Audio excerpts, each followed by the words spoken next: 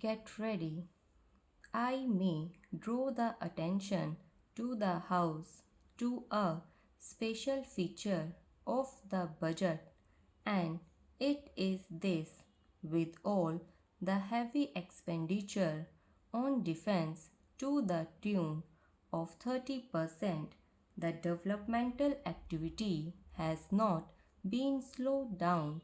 Today, we are spending about 19% on the different development activities, but in this respect, I would like to submit that the allocation for education in the budget continue to be at 2 to 3%. I think education is a very important subject as it affects the mind of our younger generation, and it gives us the necessary technical personnel who are, so to say, the hands and feet of our development. What we find here is that instead of making an increase in this particular direction on education, we are keeping it at the same level. I would submit that the finance minister should give his due consideration for increasing the budget on education. Now I turn to the performance and the working of the ministries. I would like to say something first about the work that the Planning Commission is doing. Of course, the Planning Commission is doing an excellent work. It is at present preparing the fourth five-year plan. Not only that, it is preparing a perspective plan for a number of years. It is also giving a vision.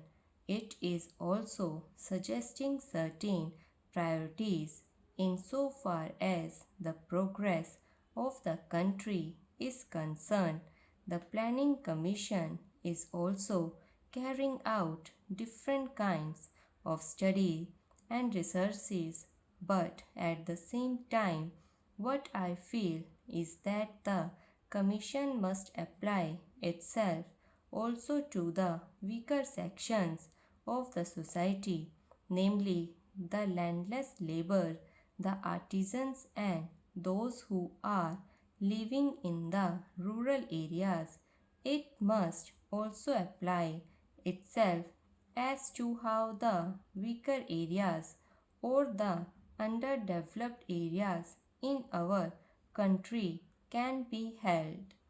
I know that the Planning Commission has prepared certain indicators and has asked the state governments to show which are the regions which are underdeveloped according to the indicators, but that much of attention will not do. We have to give more attention, because if such areas continue so in the different state in our country, it will hammer the general progress of the country. From the questions that are asked in this house, the minister will know the anxiety amongst the members. So I would suggest for the consideration of the minister that a special wing be established in the Planning Commission to study and prepare schemes for such reason. Today, only 7 states have informed as per indicators about these regions, and even then, I would submit that a special wing may be constituted in the Planning Commission to study and prepare schemes for such reason.